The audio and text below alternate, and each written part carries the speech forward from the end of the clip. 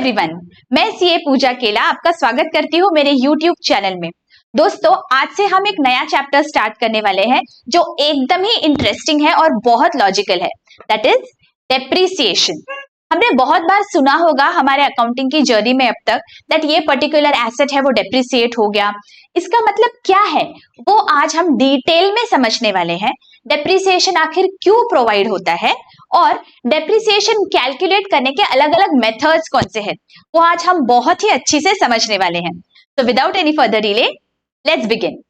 देखिए बच्चों, डेप्रिसिएशन मतलब क्या होता है? सिंपल टर्म्स में कोई भी एसेट जब हम यूज करते हैं, कोई भी फिक्स्ड एसेट जब हम उसे यूज करते हैं, यूज करने के साथ साथ क्या हो जाएगा? Whenever we use something it is going to wear and tear, right? उसका कुछ तो भी वैल्यू जो है वो डिटीरियोरेट हो जाएगा बिकॉज ऑफ कांस्टेंट यूसेज। तो जो ये वेयर एंड टेयर होता है किसी भी वैल्यू, एसेट के वैल्यू में, उसे हम बोलते हैं depreciation. This is the most simple definition of depreciation. उसे यूज कर करके उसकी जो वैल्यू आपने कम कर दी उस वैल्यू को हम बोलते हैं डेप्रिसिएशन। तो डेप्रिसिएशन आखिर कौन से एसेट्स पे प्रोवाइड होता है?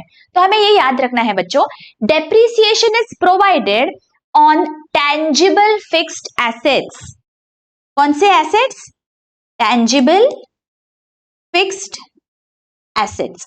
अभी फिक्स्ड एसेट्स तो हमें पता है क्या होते हैं। What do you mean by tangible fixed asset?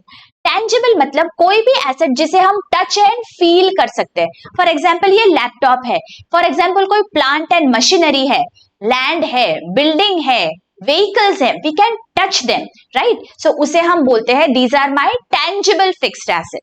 Tangible है इसका मतलब something intangible will also be there. Intangible fixed asset वो होते हैं जो एग्जिस्ट तो करते हैं लेकिन हम उसे टच एंड फील नहीं कर सकते। हमने देखा हुआ है सबसे बड़ा हमारा इंटेंजिबल फिक्स्ड एसेट क्या होता है? हमारी गुडविल होती है। Can you see the goodwill? No, but it exist. So goodwill is my intangible fixed asset. Copyrights होते हैं, ट्रेडमार्क्स होते हैं, ये सब क्या होते हैं? ये इंटेंजिबल। टेंजिबल फिक्स्ड एसेट जब हम यूज करते हैं बिजनेस में, उसकी वजह से उनकी वैल्यू जो कम होती है उससे हम हमारे अकाउंटिंग टर्म्स में बोलते हैं डेप्रिसिएशन। ठीक है, let us look at an example. For example हमारे पास एक गाड़ी है, ओके, 1 लाख रुपीस में हमने एक कार खरीदी। ठीक है, हमारे रोजमर्रा की लाइफ में हम देखते हैं, आज हमने कार खरीदी और for example on 1 Jan 2020 we purchased a car. अभी मुझे बताइए 1 जनवरी को जब आपने कार खरीदी और 2, 3, 4 साल बाद जो वो कार की कीमत रहेगी क्या वो सेम होगी? नहीं, वो कार आपने अभी यूज कर ली है, उसके वजह से कार की वैल्यू में कुछ तो भी कम हो गया है। जो वो कम हो जाती है उसकी वैल्यू वो हमारे बुक्स में दिखना चाहिए, इसीलिए हम डेप्रिसिएशन प्रोवाइड करते हैं। फॉर एग्जाम्पल अगर हमारा कोई बिजनेस है, हमने कोई मशीनरी खरीदी है जिसकी वैल्यू है 10 लाख रुपीस, ठीक है, ऑन 1 Jan 2020, लेकिन क्या वो मशीनरी की वैल्यू 10 लाख ही रहेगी आफ्टर 2 years या आफ्टर 4 years या after 5 years? No, because we are constantly using that machinery. वो यूज कर करके वो मशीनरी की वैल्यू कम हो जाएगी, मशीनरी की कैपेसिटी कम हो जाएगी, मशीनरी जो एफिशिएंसी पे चल रही थी वो उस एफिशिएंसी पे चल नहीं पाएगी। तो ये जो है वो हम बुक्स में कैसे दिखाएंगे? इसीलिए हम वो जो मशीनरी है, वो जो टैंजिबल फिक्स्ड एसेट है, उसके पोर्शन, उसके पूरे टोटल कॉस्ट का एक हिस्सा हम हर साल प्रॉफिट एंड लॉस अकाउंट को चार्ज करते हैं और उस चार्ज को हम डेप्रिसिएशन बोलते हैं। आप बोलोगे ये करने की क्या जरूरत है? 10 लाख रुपए की मशीनरी है, 10 लाख रुपए में हमने ले ली, तो हर साल हम प्रॉफिट एंड लॉस अकाउंट में क्यों इसे डेबिट करें? तो बच्चों आप याद करिए आपका बेसिक अकाउंटिंग कॉन्सेप्ट, हमने वहां पे एक प्रिंसिपल पढ़ा था जिसे हम बोलते हैं matching principal, right? Matching principal में हमने क्या देखा था? A quick revision for you. Matching principal में हमने देखा था दैट अगर कोई भी गुड्स प्रोड्यूस करने के लिए जो हमने सेल किया, हमने कोई भी गुड अगर सेल किया, उसे सेल करने के बाद हमें जो रेवेन्यू मिलता है उसमें से हम वो सारे कॉस्ट माइनस करेंगे जो वो गुड्स प्रोड्यूस करने के लिए हमने इनकर किया, राइट? इसे हम बोलते हैं मैचिंग प्रिंसिपल। अगर एक पर्टिकुलर गुड बनाने के लिए, 1 यूनिट ऑफ प्रोडक्ट बनाने के लिए जो जो मटेरियल लगा, लेबर लगा, मुझे अदर ओवरहेड एक्सपेंसेस लगे, वो सारे एक्सपेंसेस मुझे उस साल के, उस अकाउंटिंग पीरियड के प्रॉफिट एंड लॉस अकाउंट में चार्ज करना है, डेबिट करना है, तब जाके मुझे एक्चुअल प्रॉफिट या लॉस वो पर्टिकुलर आइटम प्रोड्यूस करने के लिए मिलने वाला है, राइट? ये हम मैचिंग प्रिंसिपल में हमने देखा। तो अभी आप सोचिए बच्चों, ये जो मशीनरी है, इससे ही हमने सारे यूनिट्स प्रोड्यूस किए, isn't it? We use all our fixed assets to produce whatever we are producing, जो भी यूनिट्स है, जो भी हम प्रोड्यूस कर रहे हैं प्रोडक्ट्स, उसके लिए। तो ये तो बनता है दैट ये मशीनरी का कुछ हिस्सा वो पर्टिकुलर प्रोडक्ट बनाने में लगा है, लेकिन हमने तो वो हमारे प्रॉफिट एंड लॉस अकाउंट में दिखाया ही नहीं। तो क्या ये मैचिंग प्रिंसिपल हमने फॉलो किया?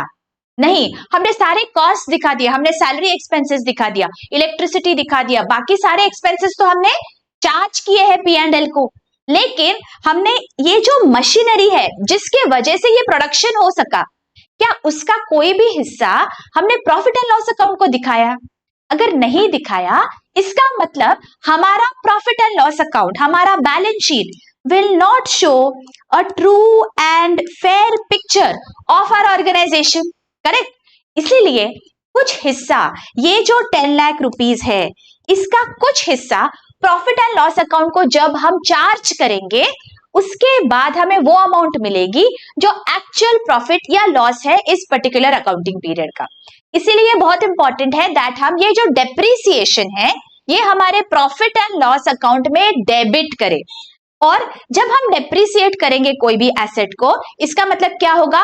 उसकी वैल्यू को हम कम कर रहे हैं। मतलब हम ये हमारे बुक्स में दिखा रहे हैं कि बाबा, अगर 1 जनवरी 2020 को हमने 10 लाख की मशीनरी खरीदी थी और उसके ऊपर, आप ऐसे एग्जाम्पल के तौर पे समझिए, उसके ऊपर अगर हमने 1 लाख रुपीस डेप्रिसिएशन प्रोवाइड किया है, तो 1 साल के बाद वो मशीनरी हमारे बुक्स में दिखने वाली है 9 लाख रुपीस पे ऑन 1 जनवरी 21। हमने क्या किया?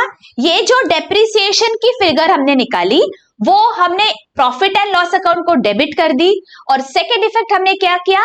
हमारी जो वैल्यू थी 10 लाख रुपीस, जो मशीनरी की वैल्यू थी, हमने कहा कि बाबा अभी उसकी वैल्यू 10 लाख रही है, अभी 1 लाख रुपीस से कम हो गई उसकी वैल्यू, बिकॉज हमने साल भर उस मशीन को यूज किया है।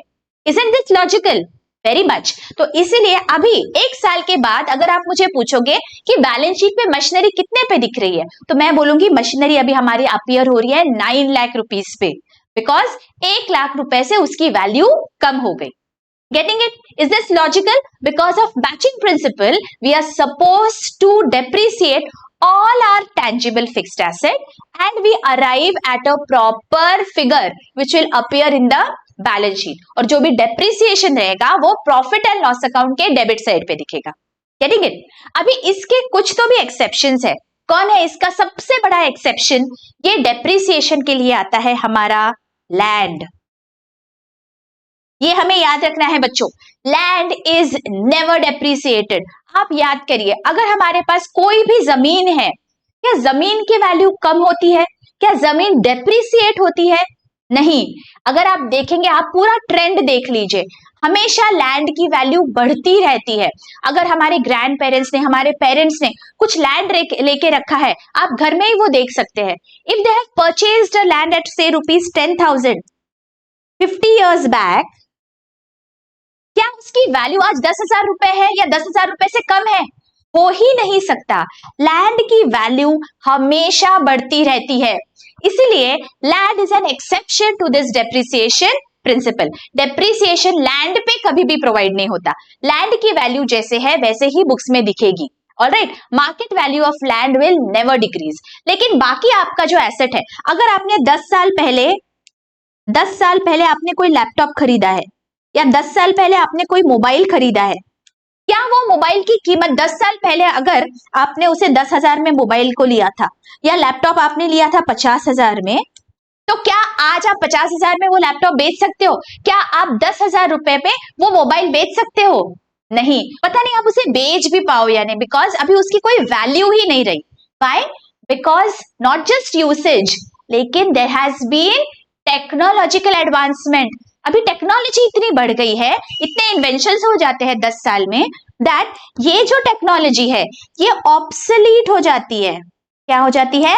ऑब्सोलीट हो जाती है। ये पुराने जमाने का हो जाता है, तो अभी उसकी वैल्यू आपको कुछ भी नहीं मिलेगी। Even if you have not use that laptop, even if you have not use that mobile, nobody is going to purchase that mobile at the same price.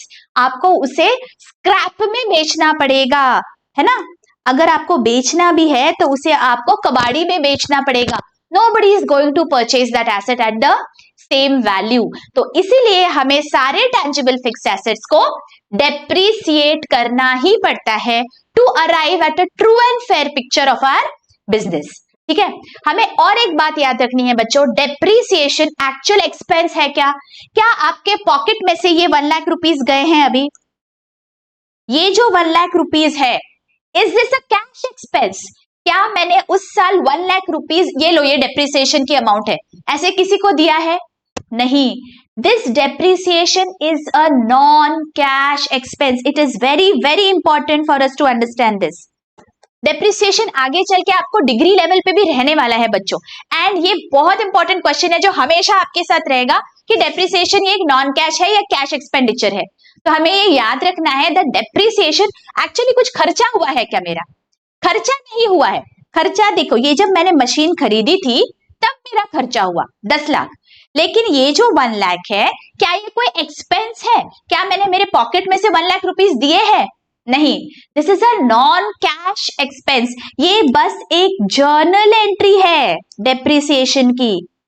यहां पे कोई ट्रांजैक्शन नहीं हुआ है, लेकिन ये जर्नल एंट्री मुझे इसीलिए पास करनी है ताकि ट्रू एंड फेयर पिक्चर दिखे मेरे बिजनेस का, ताकि मेरे मशीन का कुछ पोर्शन जिसकी वैल्यू कम हो गई है वो मुझे दिखाते आए, चार्ज करते आए मेरे प्रॉफिट एंड लॉस को। इसीलिए मैं एक जर्नल एंट्री पास करती हूं, सिंपल।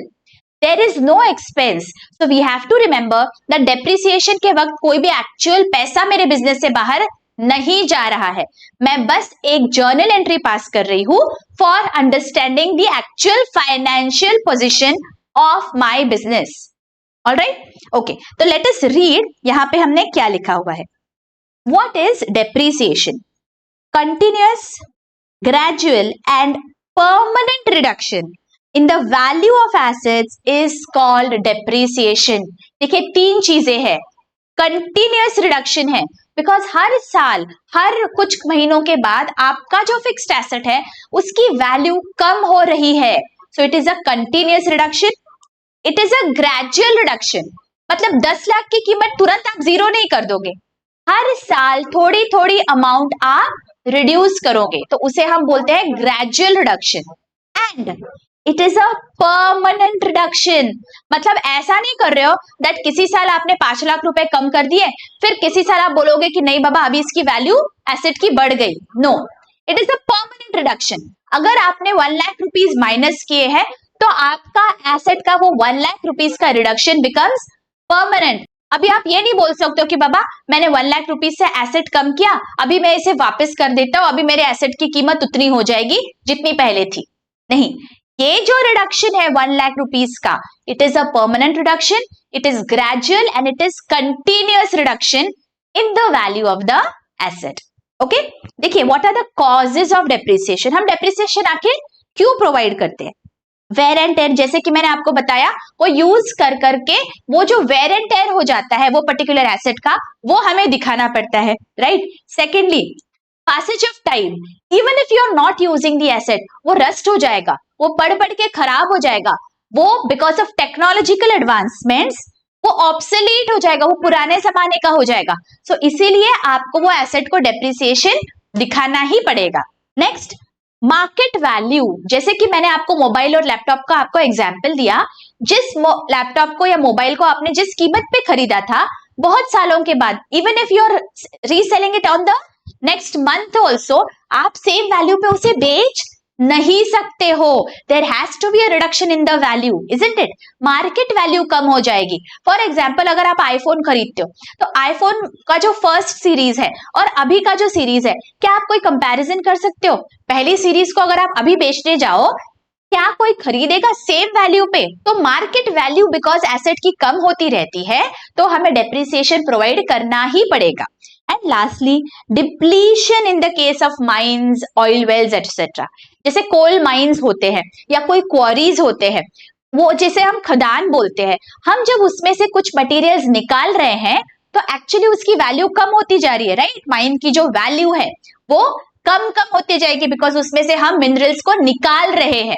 तो जब हम निकाल लेते हैं तो इसलिए हम उसे बोलते हैं दे आर डिप्लीटिंग, उनका वैल्यू डिप्लीट हो रहा है, करेक्ट? तो ये सारे केसेस के वजह से, ये सारे रीजंस के वजह से हमें डेप्रिसिएशन प्रोवाइड करना पड़ता है सो दैट एक ट्रू एंड फेयर पिक्चर दिखे हमारे फिक्स्ड एसेट्स का हमारी बुक्स में। Getting it? ओके। एंड ये again 2 points that we have to remember. It is a charge to profit and loss account, मतलब ये प्रॉफिट एंड लॉस अकाउंट को debit किया जाता है। This is my loss, it is my non cash expense, it is a non cash expense. Actually में मेरे pocket में से कोई पैसा बाहर नहीं गया है, लेकिन फिर भी ये मेरा नॉन कैश एक्सपेंस या मेरा लॉस हो जाता है, ठीक है? It is a nominal account, इसलिए debit the expenses and credit the gains. तो प्रॉफिट एंड लॉस अकाउंट को डेबिट हो जाएगा। अभी ये डेप्रिसिएशन हम आखिर कैलकुलेट कैसे करें? हमें ये तो समझ गया कि डेप्रिसिएशन क्या होता है और डेप्रिसिएशन हम क्यों प्रोवाइड करते हैं, लेकिन कैलकुलेशन कैसे करेंगे? हमें कैसे पता चलेगा दैट हमारा जो एसेट है उसका कितना पोर्शन हम हर साल हमारे डेबिट करें प्रॉफिट एंड लॉस अकाउंट को? तो ये कैसे किया जाता है? इसके बहुत सारे मेथड्स होते हैं बच्चों, लेकिन हमारे लिए अभी 2 मेथड्स हमें पढ़ने हैं। हमारे सिलेबस में 2 मेथड्स है। वो कौन से मेथड्स है? First method is known as straight line method, ठीक है? या इसे हम बोलते हैं SLM भी बोलते हैं शॉर्ट फॉर्म, या इसे हम बोलते हैं फिक्स्ड इंस्टॉलमेंट मेथड, ठीक है? ये क्या होता है? Let us look at an example to understand what is this, ठीक है? फॉर एग्जांपल, हमने कोई मशीन खरीदा 1 लाख रुपीज, ठीक है? We purchased it on 1st April 20, ठीक है? 1 लाख रुपीज पे हमने मशीन खरीदा और अभी हमने ये एस्टिमेट किया है that the useful life of this machine is going to be 10 years। अभी आप बोलोगे यूजफुल लाइफ का क्या मतलब है? जब हम ये मशीन खरीदते हैं तब हम एक एस्टिमेट करते हैं दैट ऑन एन एवरेज ये जो मशीन मैंने खरीदी है 1 लाख रुपीज में, ये कितने साल तक मुझे यूज करते आएगी मेरे बिजनेस में, ताकि I can produce my units, ताकि I can produce the goods that I am producing. ऐसा है कि 10 साल के बाद आप वो मशीन यूज नहीं कर सकते हो, नहीं, you can still use that machine, लेकिन 10 साल के बाद वो रिपेयर्स और मेंटेनेंस इतना लगेगा वो मशीन के लिए that it will not be practical for you to actually use that machine profitably। 10 साल तक वो मशीन यूज करके आपको कुछ ना कुछ गुड्स प्रोड्यूस करते आएंगे, लेकिन अगर आपने 11th ईयर उसे यूज किया तो आपको इतना ज्यादा रिपेयर्स मेंटेनेंस करना पड़ेगा वो मशीन के लिए दैट आप बोलोगे कि बाबा इससे अच्छा तो मैं नया मशीन ही खरीद लूं, ये मशीन अभी मुझे बहुत ही ज्यादा मेंटेनेंस करना पड़ रहा है। तो इसलिए वो यूजफुल लाइफ हम बोलते हैं जितने सालों तक ये मशीन मुझे प्रॉफिटेबली यूज करते आएगा मेरे बिजनेस में, ठीक है? उसे हम बोलते हैं useful life. And scrap value, scrap value क्या होती है? अगर ये मशीन 10 साल यूज करने के बाद मैंने इसे कबाड़ी में बेच दिया, मैंने स्क्रैप डीलर को बेच दिया, तो कितना पैसा मुझे मिलेगा ये मशीन बेचने के बाद, उसे हम बोलते हैं स्क्रैप वैल्यू। फॉर एग्जांपल, ये पर्टिकुलर सिनेरियो में मेरा स्क्रैप वैल्यू 0 है।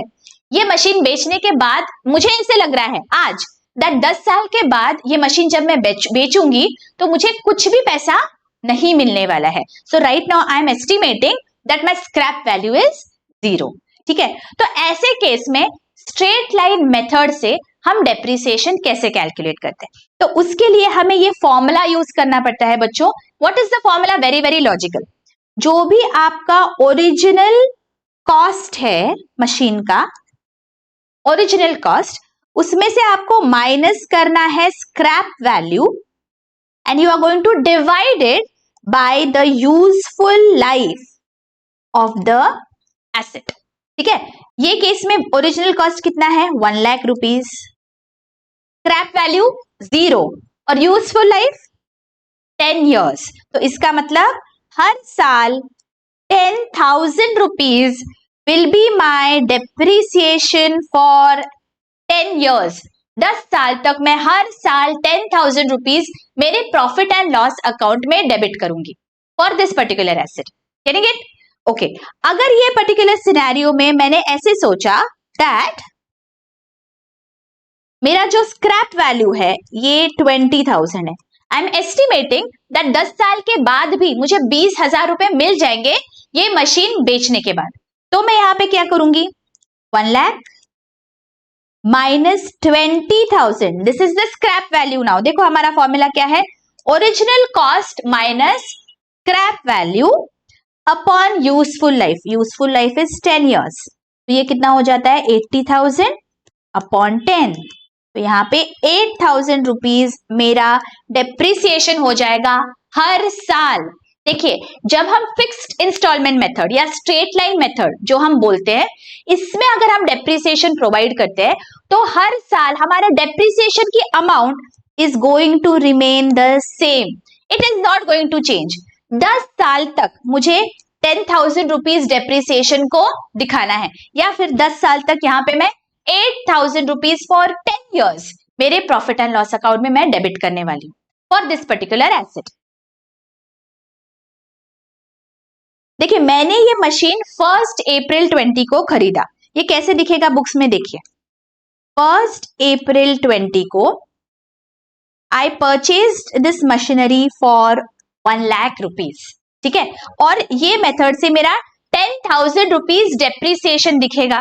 सो 10,000 से मेरे मशीन की वैल्यू कम होने वाली है, तो मैं यहाँ पे 10,000 माइनस करूंगी on which date, end of the accounting period. So 31 March 21 को मैं 10,000 रुपए से मेरे मशीन की वैल्यू कम कर दूंगी, तो अभी बचा कितना 90,000 रुपीज।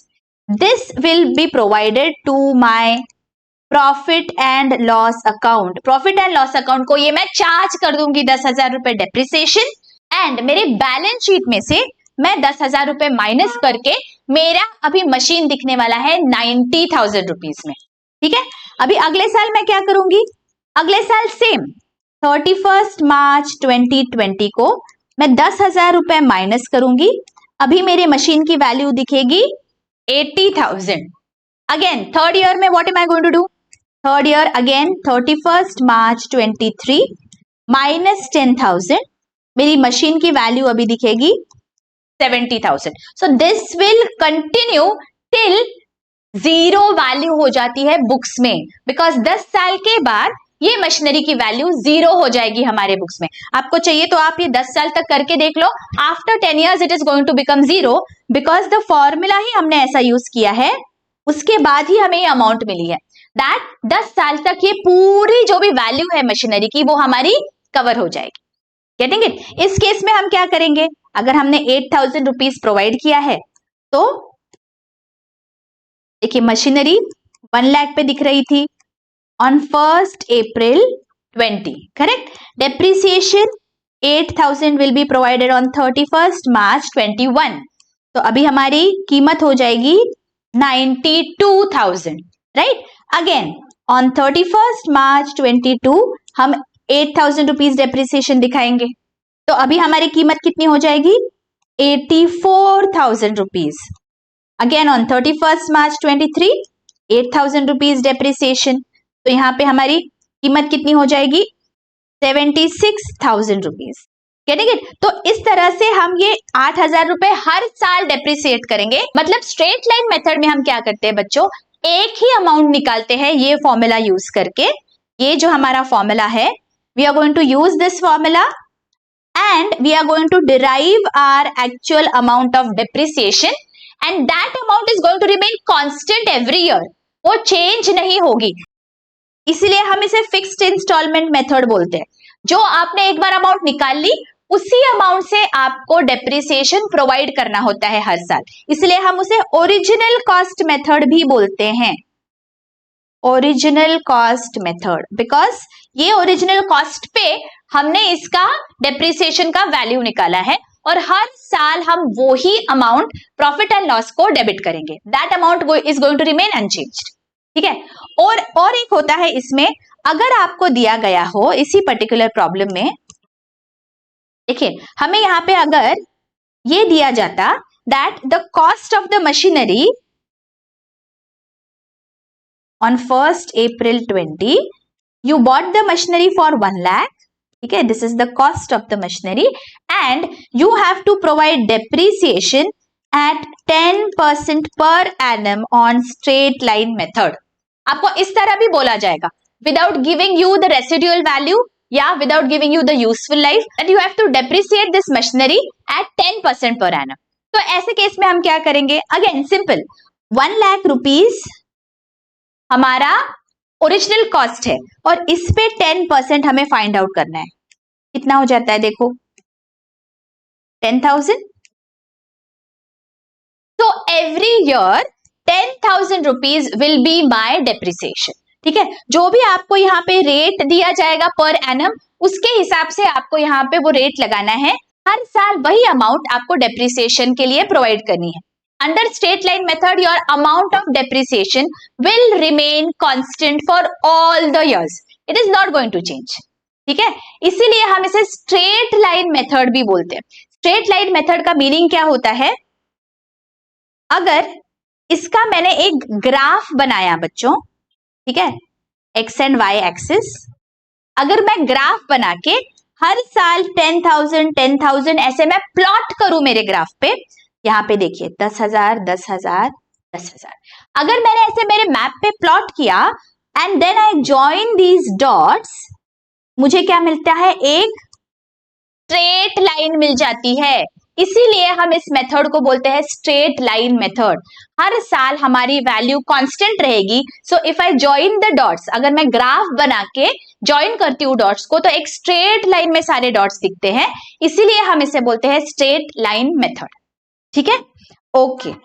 और एक बात हमें यहाँ पे याद रखनी है बच्चों, ओरिजिनल कॉस्ट का मतलब क्या होता है? ओरिजिनल कॉस्ट मतलब सिर्फ परचेज प्राइस नहीं होती है. ओरिजिनल कॉस्ट मतलब वो जो एसेट है वो आपको रेडी टू यूज करने के लिए, पुट टू यूज करने के लिए जो भी आपको एक्सपेंसेस इनकर करने पड़े, वो सब आपको यहाँ पे एसेट के वैल्यू में ऐड करने हैं. इसका क्या मतलब हुआ? देखिए, अगर आपने कोई मशीनरी खरीदी, उसकी कीमत है 80,000 रुपीज, परचेज प्राइस बता रही हूं मैं 80,000, लेकिन सिर्फ मशीनरी का कोई यूज नहीं है ना. That machinery has to be transported to your factory, right? तो अगर आपको ट्रांसपोर्टेशन चार्जेस आ गए 5,000 रुपीज, ठीक है, मशीनरी आ तो गई आपके फैक्ट्री में, लेकिन आपको उस मशीनरी को इंस्टॉल करना पड़ेगा. आपको वो प्रोडक्शन पर्पस को यूज करने के लिए आपको जो भी चाहिए वो मशीनरी के इंस्टॉलेशन के लिए, वो सब आपको करना पड़ेगा. तब जाके you can use that machinery, right? तो अगर आपको इंस्टॉलेशन के लिए 5,000 रुपीज खर्चा आ जाता है, तो वो भी आप ये मशीनरी की वैल्यू में ऐड करोगे. आप अलग से इसे एक्सपेंस नहीं दिखाओगे. ये वन टाइम एक्सपेंडिचर है. आपने एक बार इंस्टॉल कर दिया, सब कुछ रेडी हो गया, then you can start to use that machine, right? लेकिन अगर वो इंस्टॉल ही नहीं किया तो मशीनरी का फायदा है क्या? You will not be able to use that. तो इंस्टॉलेशन चार्जेस ये वन टाइम एक्सपेंस हुआ आपके लिए, राइट? जो भी वेजेस है, जो भी लोडिंग अनलोडिंग चार्जेस है, वो आप एक बार पे करोगे वो मशीन लाने के लिए आपके फैक्ट्री प्रीमाइसेस में, और वो मशीन स्टार्ट करने के लिए, so that you can use that machine. तो उसके लिए हम बोलते हैं it is ready to use. Till that machinery is ready to use, तब तक जो भी आप एक्सपेंसेस इनकर करते हो आपको वो मशीन की वैल्यू में ऐड करना है. तो इस सिनेरियो में हमारे मशीन का ओरिजिनल कॉस्ट क्या है? 90,000. This is my original cost of the machine. ये हमें याद रखना है बच्चों. कॉस्ट ऑफ एक्विजिशन बोलते हैं हम. टोटल मशीन यूज करने के लिए हमें जितना भी पैसा इनकर करना पड़ा वो हमारे ओरिजिनल कॉस्ट में जाएगा. एंड डेप्रिसिएशन देखो हम ओरिजिनल कॉस्ट पे प्रोवाइड करते हैं, not on the purchase price. Total मिला के जितना भी हमारा कॉस्ट इनकर हो जाएगा उस पे हम डेप्रिसिएशन प्रोवाइड करते हैं। Is this very very clear? Okay, अभी हमें क्या करना है, अभी we will look at the second method of providing depreciation. आपको सिर्फ 2 मेथड्स ही इस साल करने हैं, ठीक है। सेकेंड मेथड क्या है? सेकेंड मेथड को हम बोलते हैं डिमिनिशिंग वैल्यू मेथड या रिड्यूसिंग बैलेंस मेथड या रिटन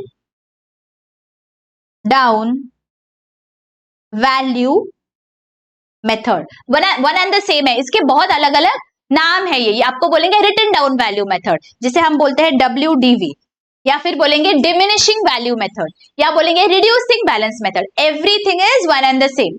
अभी इसका क्या मतलब हो गया? Just as the name suggest बच्चों, सेम प्रॉब्लम हम देखते हैं। फॉर एग्जाम्पल 1 लाख रुपीस की हमारी मशीनरी है and we purchased it on 1 April 20, और हमें दिया गया है that we have to provide depreciation at 10% per annum। तो ये सिनेरियो में अगर हम रिटन डाउन वैल्यू मेथड से डेप्रिसिएशन कैलकुलेट कर रहे हैं तो हम कैसे करेंगे? लेट अस सी। आपका 1 लाख रुपीस का एसेट है, ठीक है। 10% ऑफ 1 लाख कितना हो जाएगा? 10,000 रुपीज, ठीक है। तो 1 April 20 को आपको दिख रहा था 1 लाख पे, फिर 31 March 21 को आपने 10,000 रुपए माइनस कर दिए, तो अभी 90,000 will be the value of your machine on 1 April 21, right? यहां तक तो सब सेम है, फिर इसमें अलग क्या है? Now you have to be very very attentive. अगर रिटन डाउन वैल्यू मेथड है, as the name suggest, written down value क्या है अभी ये मशीनरी की? अभी written down value of this machine is 90,000 rupees. तो अभी आपको क्या करना है? अभी आप डेप्रिसिएशन प्रोवाइड करोगे 90,000 रुपीज पे, मतलब 90,000 का 10% आप कैलकुलेट करोगे और इस साल का आपका डेप्रिसिएशन हो जाएगा 9,000 रुपीज। वाई? बिकॉज अभी शुरुआत हुई 90,000 से, मशीनरी की शुरुआत ही 90,000 से थी। तो आप बोलोगे कि बाबा 1 लाख रुपीज में मैं डेप्रिसिएशन क्यों प्रोवाइड करूं? इस साल जब 1 April को मशीनरी मेरे बुक्स में दिख रही है 90,000 पे, तो डेप्रिसिएशन भी मैं 90,000 पे यूज करूंगा, प्रोवाइड करूंगा। तो यहाँ पे अब on 31 March 22 my depreciation will be of 9,000 rupees. तो अभी मेरी वैल्यू कितनी हो जाएगी मशीनरी की? वैल्यू हो जाती है 81,000। Getting it? रिड्यूसिंग बैलेंस मतलब हर साल जो भी आपके मशीनरी की वैल्यू दिख रही है बुक्स में, उस पे आपको डेप्रिसिएशन प्रोवाइड करना है, ओरिजिनल कॉस्ट पे नहीं। ओरिजिनल कॉस्ट है 1 लाख, उस पे अभी आप डेप्रिसिएशन नहीं प्रोवाइड करोगे। हर साल एक नई वैल्यू आपके पास आएगी मशीनरी की, और उस वैल्यू पे हर साल आप परसेंटेज जो भी आपको दिया गया है उससे आप कैलकुलेट करोगे डेप्रिसिएशन की अमाउंट। अभी यहाँ पे क्या हो जाएगा? Again next year on 31 March 23 81,000 का 10% आपको निकालना है। That is how much? 8,100। तो यहाँ पे डेप्रिसिएशन हो जाएगा 8,100 rupees. And again written down value WDV क्या हो जाएगी? ये पर्टिकुलर एसेट की हमारी 72,900। मतलब अभी 72,900 पे ये एसेट दिख रहा है on 1 April 23। Is this very very clear? समझ में आया हमने क्या किया? ओरिजिनल कॉस्ट मेथड पे क्या हो रहा था बच्चों? हर साल हमारे जो भी डेप्रिसिएशन की अमाउंट थी वो सेम थी। हर साल हमने 10,000 रुपए डेप्रिसिएशन को दिखा दिए, लेकिन अंडर रिड्यूसिंग बैलेंस मेथड हर साल हमारे डेप्रिसिएशन की वैल्यू रिड्यूस हो रही है। देखो आप यहाँ पे, पहले साल हमने 10,000 रुपीज किया, उसके बाद 9,000, उसके बाद 8,100, राइट? कम हो रहा है, राइट? डेप्रिसिएशन की अमाउंट कम हो रही है, इसीलिए हम इसे बोलते हैं रिड्यूसिंग बैलेंस मेथड। हर साल हमारे डेप्रिसिएशन की वैल्यू कम हो रही है, डिमिनिश हो रही है, इसीलिए डिमिनिशिंग बैलेंस मेथड भी हम इसे बोलते हैं। ठीक है? अंडरस्टैंडिंग? वहां पे कांस्टेंट थी स्ट्रेट लाइन मेथड में, हर साल देखिए 10,000 10,000 10,000, लेकिन यहाँ पे हर साल हमें एक नई वैल्यू कैलकुलेट करनी पड़ती है on the written down value of the asset.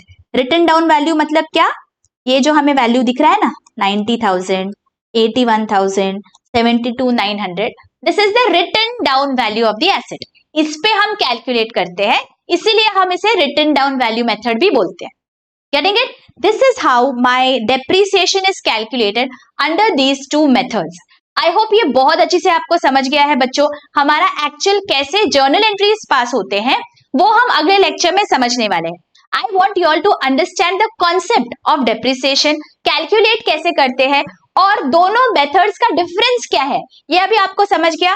That straight line method में जो भी डेप्रिसिएशन की वैल्यू है वो हर साल सेम रहेगी, लेकिन रिटन डाउन वैल्यू मेथड में डेप्रिसिएशन की वैल्यू हर साल कम हो रही है, डिमिनिश हो रही है।